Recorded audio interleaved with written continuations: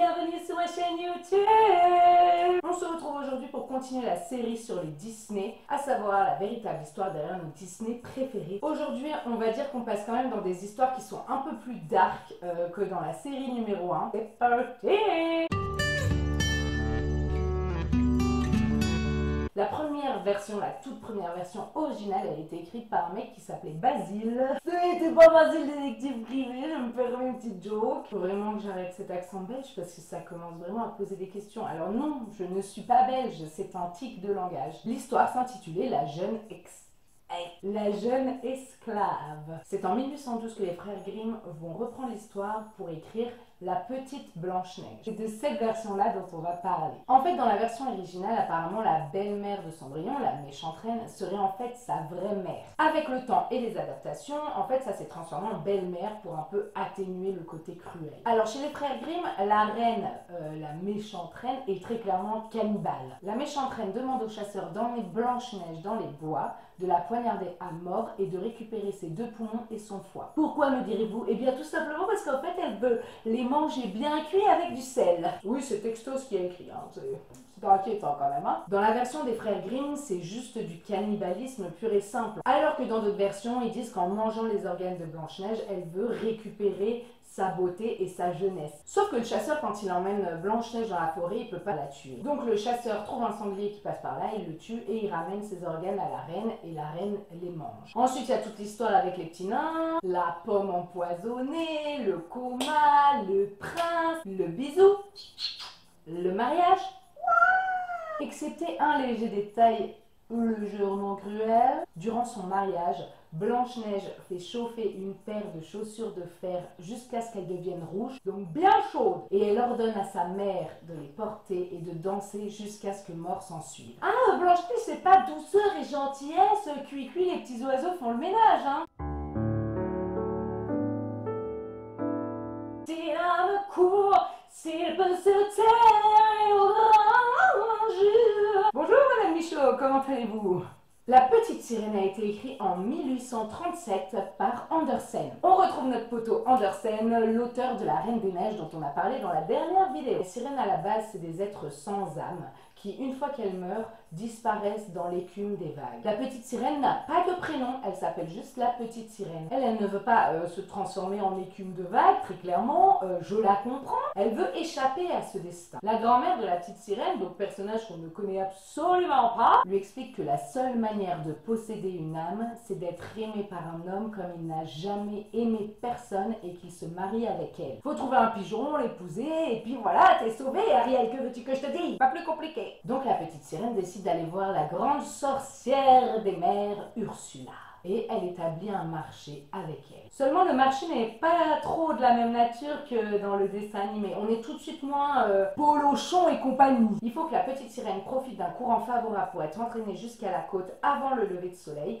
Et à ce moment-là, sa queue se transformera en petites jambes. Évidemment, ce n'est pas gratos. Il y a un prix à payer. Déjà, ce sera extrêmement douloureux. Non seulement la transformation, mais ensuite après. Dès qu'elle fera un pas, ce sera comme si elle marchait sur des poignards. Elle sera la plus belle et la plus gracieuse des femmes, mais elle souffrira le martyre, en gros. Est-ce que ça vaut le coup vraiment, Ariel? Je sais pas, kiff, douleur, écume des vagues. Et en plus, Ursula, la sorcière des mers, demande à la Petite Sirène sa langue. Contrairement au dessin animé, on n'est pas sur le sens imagé. Elle lui prend littéralement son organe lingual, elle lui tranche et elle la récupère. Pour manger, ça doit être chiant ça.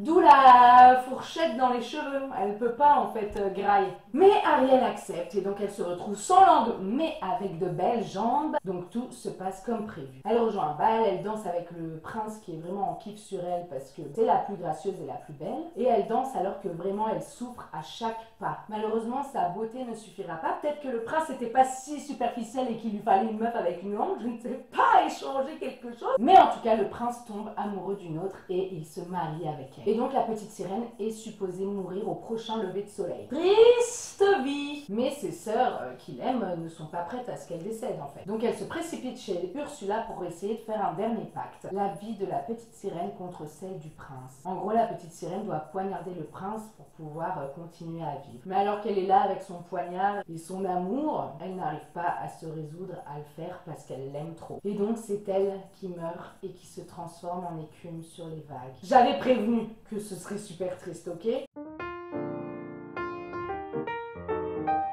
Vous vous demandez sûrement ce que je peux avoir d'intéressant à dire sur Bambi. Eh bien, figurez-vous que vous allez être surpris parce que je l'ai été. Je suis tombée des nues. En fait, Bambi, c'est un roman à la base de Félix Salten qui est sorti en 1923. C'est une sale période parce que c'est la montée du nazisme en Europe. Félix Salten, c'est un juif autrichien. Après un voyage dans les Alpes, il a vraiment été émerveillé par la faune et la flore, le paysage, le lieu, l'endroit, l'ambiance. Et il décide d'écrire un roman pour adultes qui suit les premiers pas d'enfants abandonnés. Alors pourquoi pour adultes? Est-ce qu'il y a des scènes un peu tendax entre Bambi et la biche du côté? Non. C'est parce qu'en fait Bambi est un roman métaphorique de la montée du nazisme. Vous vous y attendiez pas? Moi non plus. En fait, la peur extrême que ressent Bambi vis-à-vis du chasseur qui rôde et qui veut tous les massacrer, c'est une métaphore de ce que ressent l'auteur, Félix Salten, face à l'antisémitisme. Pour pousser un peu plus loin les analyses, ils ont par exemple remarqué que le père de Bambi, le grand cerf, je peux pas m'en empêcher, le père de Bambi fait penser à Theodor Herzl, une des grosses têtes du mouvement sioniste. Le mouvement sioniste, en fait, c'est, en gros, je vais vous résumer, on va pas rentrer dans des débats, mais en gros, c'est les juifs qui pensent que Israël leur revient, enfin, en tout cas qu'ils doivent avoir un état. Et donc ce Théodore, eh ben, c'est un grand ami de Salten. Dans le livre, en fait, le père de Bambi essaye de guider son peuple animal vers une terre beaucoup plus belle où ils seront en sécurité et où il n'y aura pas de chasseurs. On comprend tout de suite mieux la métaphore. À la fin du livre, comme dans le dessin animé, Bambi a une femme et des enfants, mais il les abandonne. Il décide d'aller vivre seul dans la forêt parce qu'il est trop nostalgique et mélancolique. Le roman Bambi, il aura un super succès en Europe et aux États-Unis. Il est vu comme une ode à la bienveillance, au débat et à la positivité. Mais en 1933, on connaît cette date, janvier 1933, c'est resté dans ma mémoire, Hitler prend le pouvoir. Et on considère alors que Bambi est un roman anti-nazi. Il est inscrit sur la liste noire et il sera brûlé lors d'autodafé. Alors Walt Disney a fait ce Disney avant la mort de Salten, donc Salten a eu l'occasion de le voir. Et même si le message anti-nazi de Bambi a été supprimé pour le dessin animé, Salten a dit qu'il avait adoré. Il trouve que c'est un chef-d'œuvre de beauté et de douceur. Évidemment, on ne retrouve ni Pampan, ni la belette qui pue là. C'est quoi un blaireau? C'est toujours un plaisir de vous retrouver. On se retrouve la semaine prochaine. Prenez soin de vous, kiffez la life et je vous fais plein de bisous et vive Disney!